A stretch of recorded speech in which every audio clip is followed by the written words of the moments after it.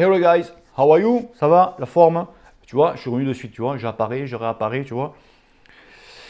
Bon, alors, donc tu te la boîte aux questions, d'accord. Allez, on enquille de suite. Bon, si tu ne connais pas le sujet, d'accord, tu vas dans la communauté, la boîte aux questions, et tu me poses une question, et moi je te réponds en vidéo. Allez, on n'emboîte le pas de suite parce qu'il y a le paquet.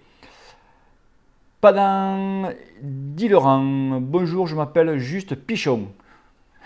Ça commence très fort, Pichon, piche quoi. Est-ce que tous les dopages sont mauvais pour la santé, même à petite dose? Et quel produit tu conseilles le plus pour progresser? Ouais. Nicolas Isard dit que l'entraînement trop long ou trop intense peut être mauvais pour la santé, donc peut-être qu'avec des produits c'est mauvais.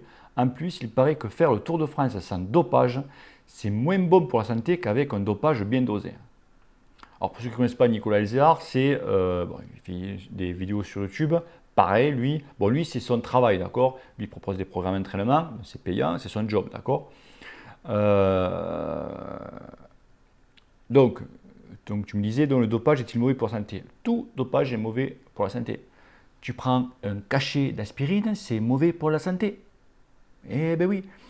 Après, les produits que je conseille, je n'ai pas de produits à te conseiller. Juste quand tu sors en vélo, au produit, il faut prendre des boissons isotoniques, donc c'est du sucre, hein, simplement, tu vois, voilà. Des électrolytes, c'est des sels minéraux, ouais, voilà. Et avoir une bonne alimentation. Voilà, point. C'est tout. Après, les mecs qui font le Tour de France, avec dopage ou sans dopage, j'en sais rien et je m'en bats les couilles, je ne veux pas le savoir. Les mecs, c'est pas comme nous. Les mecs, ils ont des nutritionnistes, les mecs, ils ont des entraîneurs, ils ont des toubibs derrière, ils ont des masseurs, ils ont la cryothérapie, tous les trucs comme ça que nous, on n'a pas. Donc, c'est sûr que les mecs, ils peuvent enchaîner 3 semaines de course. Voilà, nous, avec nos petits bidons à la con, avec un petit peu, tu vois, des conneries dedans, c'est sûr que Tour de France, ne va pas le faire, hein, comprends, et bien sûr. Donc, après, pour la santé, après, on prend un exemple. C'est vrai qu'il y en a un qui a pris une grosse cartouche. Julien Lafilippe, on l'a vu au championnat du monde. C'est vrai qu'il était cramé complet déjà. Je crois que même il n'a pas récupéré le Tour de France, tu vois. Voilà, c'est vrai qu'il a vraiment tapé dans la mécanique. Bon, mais il ne faut pas comparer nous et eux. Ça n'a strictement rien à voir. C'est un truc de fou. Donc, après les produits, après, je sais pas moi, oui, ils ont peut-être oui, ils ont des produits bien sûr pour mieux récupérer, pour, je sais pas, quand tu tombes, pour mieux cicatriser, pour etc. etc. Après, c'est vrai que c'est pas bon pour l'organisme, mais bon, tu sais, toi, tu rentres dans une équipe pro, tu vas t'en battre les couilles ce qu'on va te donner pour toi, voilà, tu es professionnel, c'est ta passion, c'est ta vie, et tu es rentré dans les équipes pro. Donc, oui, d'accord, mais tu vas prendre aussi, ok, d'accord, tu vas manger ça, ok, il n'y a pas d'accord. Toi, tu fermes ta gueule et tu le feras. Voilà. Après, c'est vrai que tout ça, c'est pas bon pour la santé. Jackie, Jeannot, salut Bruno, j'ai une question concernant le travail de la PMA. Sur ta vidéo R3, tu parles de fréquence de pédalage et de braquet, mais il me semble que le travail de PMA est plus efficace en travaillant avec le capteur de puissance. Tout à fait. Pourrais-tu m'éclairer sur ce sujet? Je souhaite faire les mêmes exos, mais avec mon capteur de puissance. Peux-tu, en fonction des exercices, me donner le pourcentage de puissance PMA en fonction des répétitions? Merci. Et surtout que le cul te pèle. Donc déjà, le R3, c'est 90% de ta PMA. Pardon. C'est 90%. Après, le trois quarts des gens qui regardent la chaîne n'ont pas de capteur de puissance. D'accord? Alors si moi je dis, ben, tu te mets à telle puissance, le mec, il ne sait pas quoi. Donc, je parle en cardio. Tu vois, donc tu te mets à 80% de ta FC max ou 90% de ta VC max. Tu vois, il en faut pour tous les, voilà, pour tous les goûts. Après, bon, après, il faut prendre aussi en considération ta puissance et ton cardio quand même, hein. Il faut prendre un petit peu, regarder un petit peu les deux, hein. Parce qu'il y en a qui regardent trop leur puissance, mais derrière, ils sont complètement à la rue au niveau cardio. Et les mecs, qu'est-ce qu'ils font? Ben, je sais pas moi, tu fais une sortie, tu fais une petite bosse à 250 watts, tu vois, tu montes, tu es à 250 watts, tu montes, tu montes, tu montes. Mais tu vois que les gens commencent à brûler, mais toi, tu veux toujours rester à 250 watts parce que le mec, il n'aura pas son cardio. Et ton cardio, il est complètement à l'envers, tu vois. Donc, il faut déjà, des fois, un petit peu comparer les deux, tu vois, regarder un petit peu les deux. Donc voilà. Donc je dis voilà. Donc le pourcentage de puissance PMA, c'est 90%. Voilà mis. P à l'homme. Ouais, bon, foi. Salut amigo Bruno, je suis triathlète depuis longtemps, j'ai 58 ans, 80, 70, 77 kilos. Voilà, je suis expatrié depuis 30 ans, 7 pays. Je suis actuellement en Côte d'Ivoire. Oh là, dis donc. Je prépare l'Ironman de Nice, déjà fait 2 fois. Mais ici, c'est plat, de chez plat, de chez plat, chaud, humide, enfin bref, plat comme un Ginberking, tu vois. Humide, humide, bon, comment se préparer à grimper sur du plat? Ah, ça c'est un souci ça. J'ai un vélo fixe dans l'appart pour faire de la force, merci, et que le cul te pèle, te gratouille, Bon, ben, quand c'est plat, ben oui, il faut travailler que la force.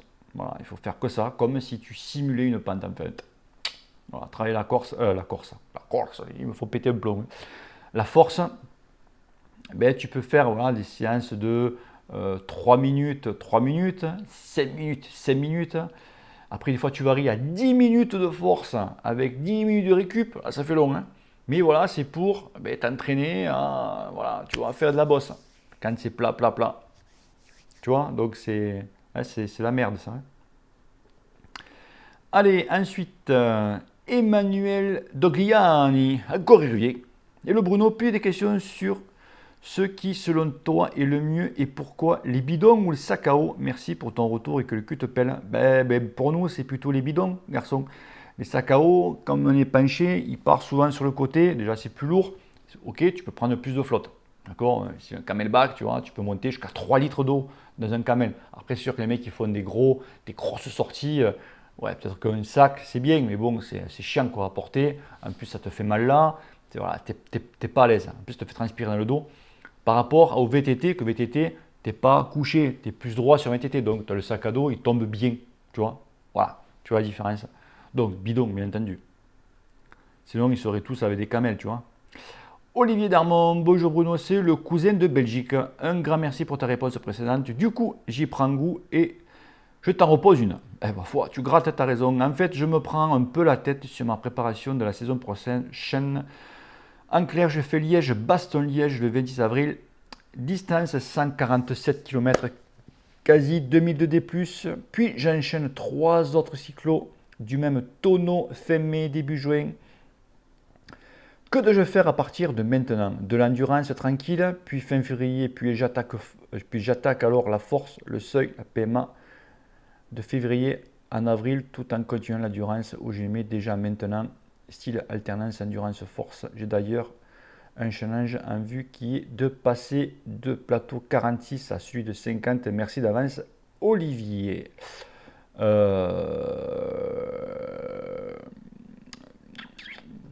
Que tu m'as dit donc là tu peux faire donc là tu fais de l'endurance pure et dure si tu as fait une coupure de l'endurance et à partir du mois de janvier là tu fais toujours l'endurance mais tu fais rentrer la force avec. Voilà, puis après, il y a après tout le reste. Après, seuil, paiement, etc. etc. Ok. Bon, jusqu'à fin janvier, l'endurance, tranquille jusqu'à fin janvier. Fin janvier, peut-être pas, non, mais bien décembre, ouais, décembre jusqu'à mi-janvier, et après, t'enquilles le mi-janvier, début janvier, ça c'est toi qui vois comment tu te sens, et après, t'enquilles la force. Voilà, ami. André Dittorio, lui est partout, lui, il me pose. Salut Bruno, dans une vidéo que tu as commenté sur le Spiro, oui, je me rappelle. FR veut dire fréquence, d'accord?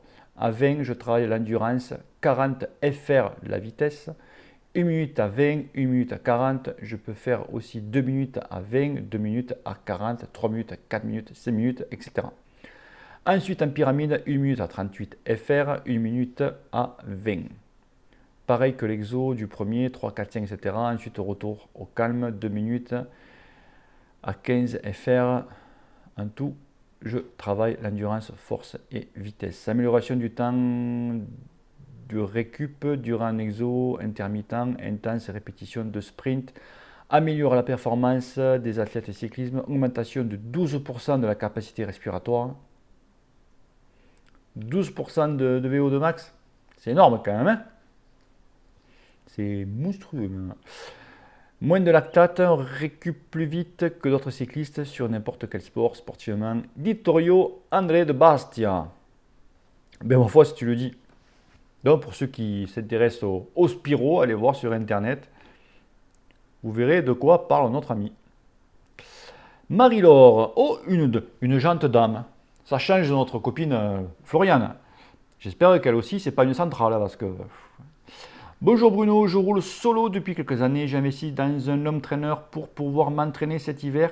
Très bien. Et ainsi essayer de progresser car pas de régularité dans mes sorties. Je n'arrive pas à faire plus de 65 km et souvent je finis sur les rotules, muscles en souffrance, etc. Cardio, ok. Alors déjà, est-ce que tu t'alimentes bien? Alors c'est la base. Les gens ils prennent que du bidon. Ok. Est-ce que déjà tu t'alimentes bien? Moi je pense que non. Un exemple de sortie la semaine dernière, 60 km environ 23-24 de moyenne. C'est pas beaucoup. C'est pour ça que c'est pas. Je suis sûr que tu t'alimentes mal. Et pour avoir ce résultat là, j'étais environ à 165-170 pulses tout le long, 543 de D+. Au niveau cardio, je me sentais pas trop mal, mais qu'en penser quand mon objectif de l'année 2020 est d'atteindre 70 km? Ouais, 70 km, 10 bornes de plus. Moi j'irais 90, ma grande. 90 bornes pour 2020. Ou tout au moins arriver en bon état à 60 km. 70 km en bon état. Et j'aimerais augmenter ma vitesse moyenne. Ta vitesse moyenne, tu l'augmenteras, ça sera tout seul. Je dois également investir dans les pédales et chaussures automatiques. Ah, d'accord, tu n'as pas ça. Alors là, tu vas gagner un petit peu plus. Eh ouais. Y a-t-il moyen de s'équiper correctement? Il n'y a pas un gros budget, moins de 200 € pour ne pas m'abîmer mes petits genoux, entre autres. Avant tout, me faire plaisir en vélo, mais aussi progresser. Tes exercices entraîneurs me donnent une direction à conduire, merci pour cela. Alors, justement, il n'y a pas très longtemps, là, j'étais chez Decathlon, j'ai vu les nouvelles chaussures Van Rysel avec le semelle carbone à 130 €. Après, leur truc, tu vas chez Decathlon, ils ont des bonnes chaussures. Et même, tu prends après des pédales automatiques, tu prends des Look ou des Shim. Après, ça dépend combien tu veux mettre. Après, ouais, c'est vrai que ça fait un peu des Shimano, c'est un peu cher. Mais bon, il n'y a pas pour 200 €, c'est un peu juste 200 €. Allez, je dirais jusqu'à 230 €, tu peux avoir quelque chose. Tu peux faire un effort pour 30 balles quand même, hein, tu vois. Ça, tu peux. Je regarde si j'ai encore du jus dans le micro. Ça, tu peux. Donc, moi, je suis sûr que tu t'alimentes mal, très mal. Parce que pour une sortie de 65 km, tu arrives, tu es morte. Donc, tu roules à 23-24 de moyenne, qui n'est pas beaucoup. Je suis sûr que tu alimentes mal. Donc, je répète, il faut que tu prennes une boisson, pas d'eau dans le bidon. Il n'y a pas d'eau. D'accord? C'est une boisson isotonique, donc tu vas chez Decathlon, tu achètes des poches ou le bidon ISO Plus. D'accord? Tu as ISO et ISO Plus. Tu prends ISO Plus, tu te fais ta petite mixture. C'est deux cuillères dans un bidon. Il faut que tu partes avec ça. D'accord? Et après, derrière, tu prends des gels aussi. Donc, toutes les 40 minutes à la rigueur, tu te prends un gel. Et tu verras qu'à la fin de ta sortie, eh ben, tu auras moins mal aux jambes. Et ouais, et boire toutes les 10 minutes. D'accord? Et essayer, quand dans ta sortie, de voir s'il y a un robinet ou un cimetière, on connaît comme ça, pour refaire le pain de ton bidon. Et il faut que tu aies une petite réserve, tu vois, tu prends une petite pochette, tu sais, qui se ferme avec le petit truc là. Dedans, tu fais une petite réserve de ISO plus dedans. Comme ça te permet de recharger et tu arrives moins cramé à la maison. C'est pas plus con que ça, les enfants. Tu vois? Donc voilà. Et après, 70 km, tu plaisantes, 10 bornes de plus en 2020. Oh, tu rigoles quoi? C'est 20 bornes de plus. 30 même, 90 bornes. C'est rien, 90 bornes, ça se fait vite. Hein. Et tu verras qu'après, tu vas augmenter ta vitesse moyenne, etc. etc. Voilà. Et après, l'homme trainer, c'est très très bien. Ça, tu fais l'homme trainer, tu fais au moins une fois par semaine, tu fais un Akhenaton, tu vas voir un petit peu comment tu vas progresser. Ok, ma petite Marie-Laure. Allez, sur notre question, il n'y a pas de souci. Tu reviens. Christophe B, bonjour Bruno, je voulais savoir si tu avais une combine pour garder l'hiver les gourdes à température correcte. Car après 35 minutes de sortie, même en mettant de l'eau chaude, les gourdes sont froides. Les gourdes? Oh malheur, tu dis les gourdes? Mais tu vas te faire pourrir mon grand. Je me rappelle une fois, une vidéo, j'avais dit gourdes. Tu vois? Oh, il y en a qui me tombent dessus. Les gourdes, tu ne connais rien en vélo, ça s'appelle des bidons.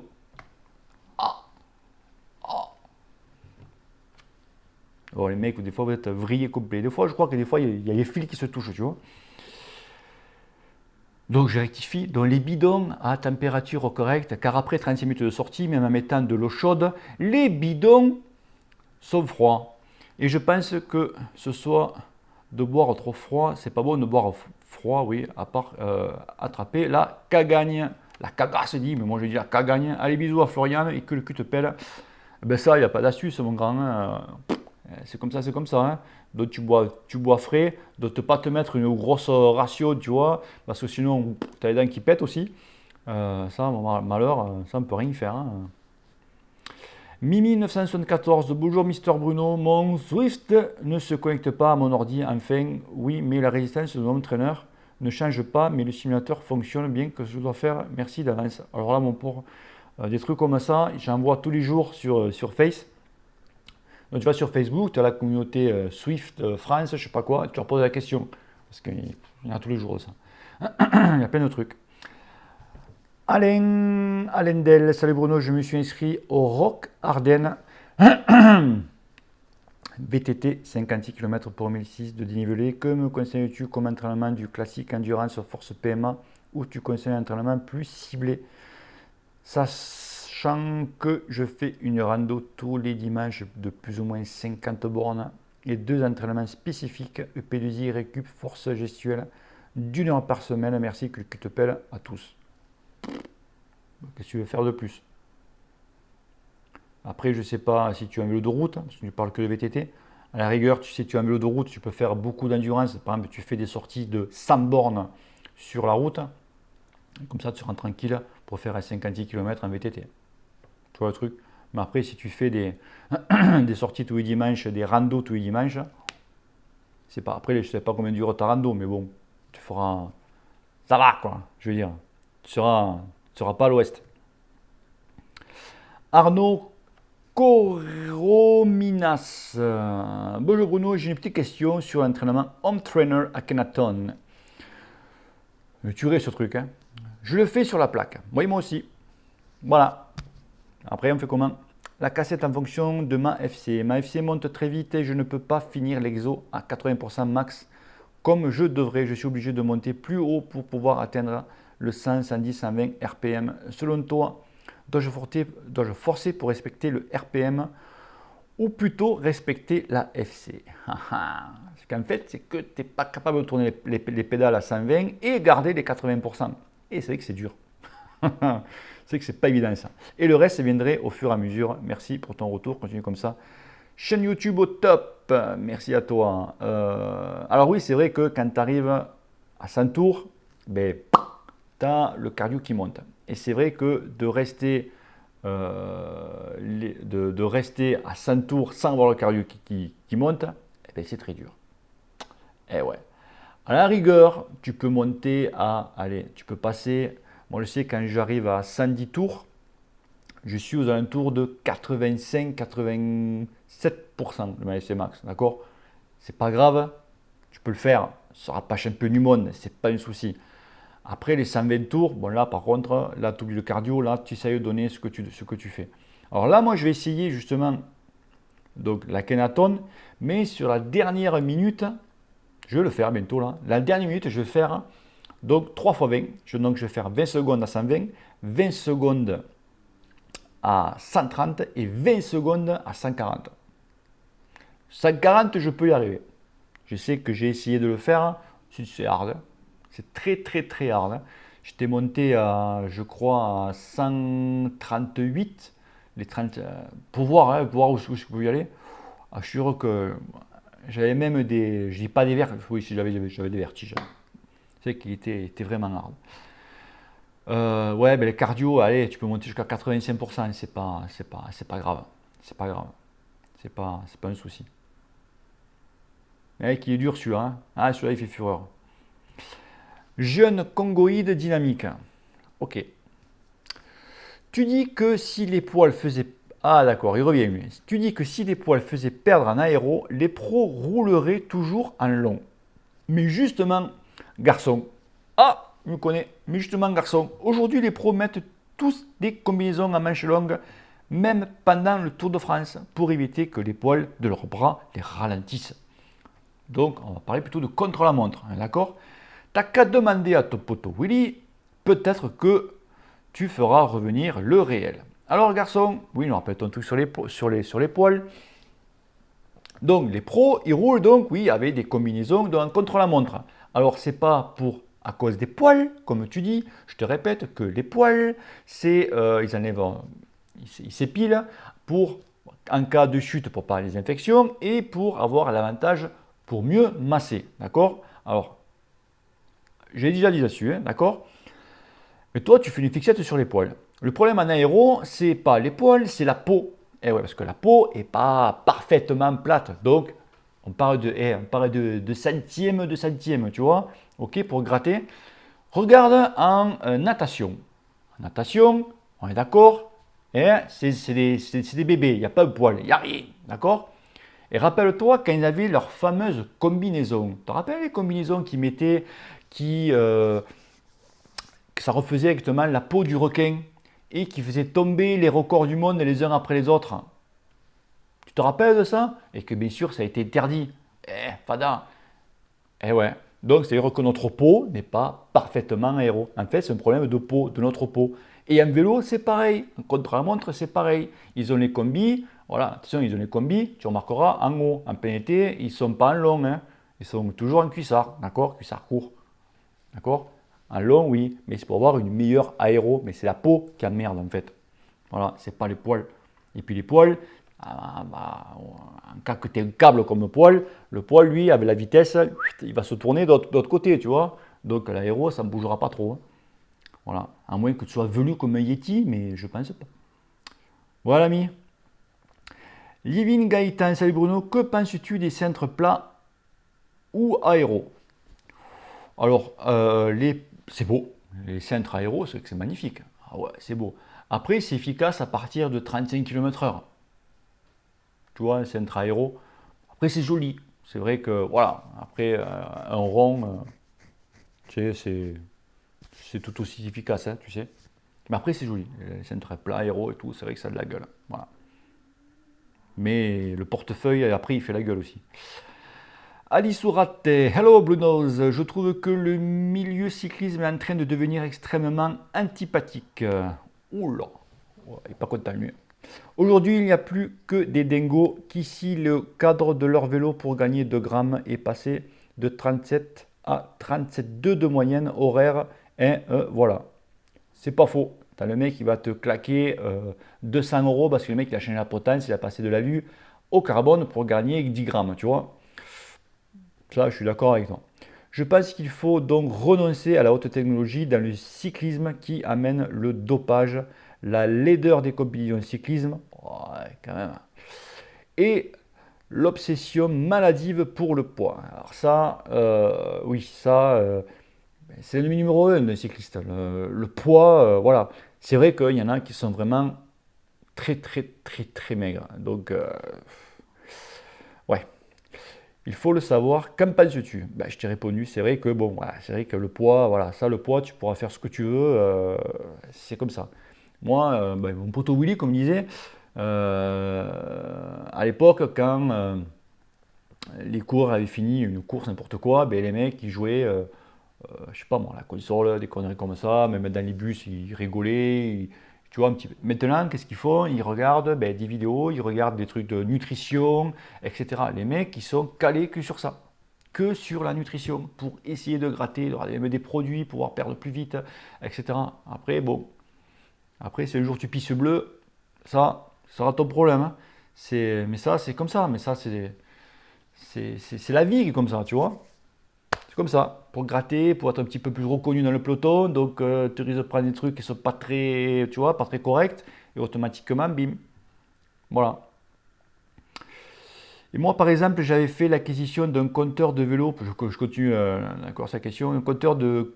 Donc, moi, par exemple, j'ai fait l'acquisition d'un compteur de vélo pour compter mes cycles de tours de pied. D'un capteur de pédale, en fait. Et à la fin, je ne regardais plus que le compteur, je ne profitais même plus du paysage. Pareil, j'avais acheté des pédales look à cause des cales, je ne pouvais plus descendre de vélo pour aller pisser ou boire du coup chez Madame Michou. Il fallait le savoir. Je pense qu'il faut renoncer à tout ça, quitte à aller un peu moins vite. Hein, voilà. Donc ça, maintenant, c'est fini. Les mecs, tu sais que quand tu poses le cul sur un vélo, que tu es un club, que tu es une rando, n'importe quoi, une cyclo, une course, ben c'est celui qui aura la plus grosse, celui qui arrivera le premier en haut, le premier devant, celui qui va taper le sprint panneau, n'importe quoi. C'est comme ça. La vie est comme ça, mon pauvre. Qu'est-ce que je te dis? C'est la vie. Mais après, je suis d'accord avec toi. C'est sûr que au Tour de France ou dans les grands tours, déjà, tu enlèves l'oreillette. Déjà, que tu vois que la course ne va pas être la même. Ils en parlent de l'enlever, tu vois, mais bon, c'est compliqué. Mais ça, on peut rien y faire. Et pareil, tu parles pour le vélo, mais tu veux dire autre chose. Tu parles pareil pour la Formule 1, par exemple. Formule 1, tu te rappelles à l'époque, les Senna, les Prost, quand ils passaient la vitesse, ils passaient la vitesse, quoi. Maintenant, c'est comme ça, ils ont des trucs, les anti-patinages, voilà, c'est plus trop de pilotage. Les mecs, voilà, mais ça, c'est comme ça, mon pauvre. C'est du bon, il y a du bon et du moins bien. Electro Bobby. Bonjour Bruno, l'hiver est installé solidement ici au Québec. Ah ben, je veux bien. Donc, entraînement sur home trainer, obligatoire. J'ai commencé, donc je traduis un peu, je commence base d'entraînement avec un tag booster depuis quelques années. Déjà rien de compliqué avec un levier d'ajustement au guidon pour la résistance. Je m'entraîne en fréquence de pédalage et pulsation cardiaque, donc tu n'as pas de capteur de puissance. J'aimerais faire des petits changements à mon entraînement. Après avoir vu ton analyse des pédalations, je me demande si ça serait pas bon d'achat pour moi pour varier mon entraînement et surtout que je l'utiliserai à l'année ou de me procurer une base d'entraînement connectée Smart Trainer pour le même budget. Alors, entre le capteur de puissance, donc les données du capteur de puissance, je prends un exemple, tu sors, tu as 200 watts, et les mêmes données sur un home trainer, tu ne seras pas à 200 watts, tu seras peut-être à 230 watts ou à 170 watts. Tu vois, c'est pas tout à fait juste. Coco, la chaîne qui tourne, tu vois, elle renifle le canapé, j'ai peur qu'elle me largue une petite pisse. Voilà, elle rentre chez elle. Donc tu vois, c'est pas tout à fait pareil. J'aimerais donc avoir ton opinion là-dessus. Encore une fois, merci pour tes conseils. Merci. Que le cul te pèle, Robert du Québec, Canada. Ah, c'est un beau pays, toi. Hein. Mon Dieu, mon Dieu. Donc voilà, donc oui, je serais bien d'utiliser. Par contre, oui, tu peux garder ton home trainer. Tu gardes le tien, le booster là. Mais tu t'achètes un capteur de puissance qui, je pense que pour toi, sera plus bénéfique après à l'extérieur que ton home trainer connecté, que tu resteras à la maison, mais quand tu sortiras, ben, tu n'auras pas de. Et tu verras que tu vas t'habituer à la puissance, etc. etc. C'est vrai que c'est bien. C'est un très très bon outil.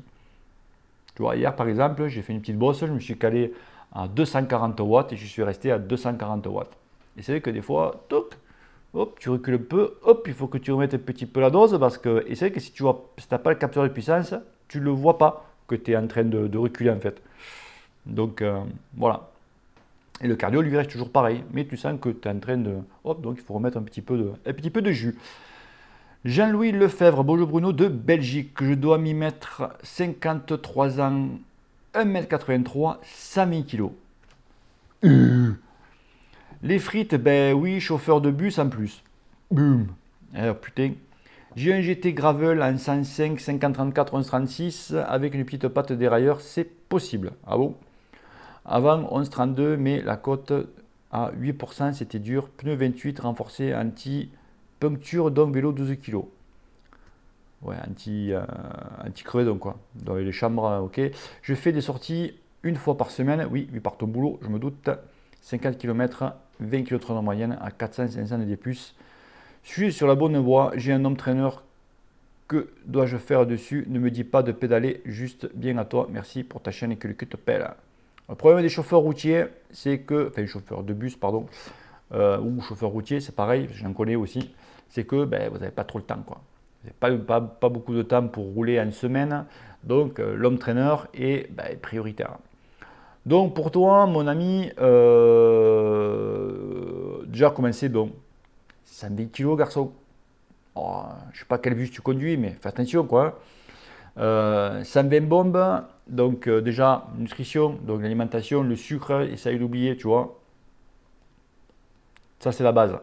Ou du moins, tu essayes d'alléger vachement, d'éviter de prendre voilà, pas mal tout ce qui est sucré. Après, niveau entraînement, déjà le P2I, tu sais, dans le P2I, dans son entraîneur, je te parle donc 10 secondes de sprint. Tu essayes d'envoyer tout ce que tu peux. Ok, tout ce que tu peux, hein. Ce qui reste, du moins, 10 secondes de sprint et 3 minutes de récup. Tu as l'exo sur la chaîne. Tu fais ça au moins pour toi, garçon, même si tu peux rouler un petit peu quand même à la semaine, au moins 2 fois par semaine. Par exemple, tu fais ça, je prends l'exemple, le lundi ou le mardi, et tu fais ça le jeudi et vendredi. D'accord? Et le week-end, tu sors avec ton gravel. Au moins, tu vois, au moins ça 2 fois par semaine. Après, le reste, tous les exos que j'ai, c'est trop dur pour toi. Voilà. Parce que tu vas 120 kilos. Donc tu auras de la masse graisseuse autour du cœur, tu vois, et j'ai peur de te faire une petite connerie, tu vois. Donc voilà. Donc ça, 10 secondes à 3 minutes, tu le fais 10 fois. Voilà. Tu essayes du moins de le faire 10 fois. Essaye-le, si tu ne l'as jamais fait, fais 7 fois. Et après tu vois. D'accord? Ok garçon. Allez les amis, fin de cette vidéo. Donc je vais revenir quand même dans la semaine parce qu'il y en a encore, mais il y en a encore une chier quoi. Ok les potos. Allez, bise, ciao ciao, et n'oublie pas que le cul te pèle, bise, peace, et bise de la famille bien sûr. Allez, ciao.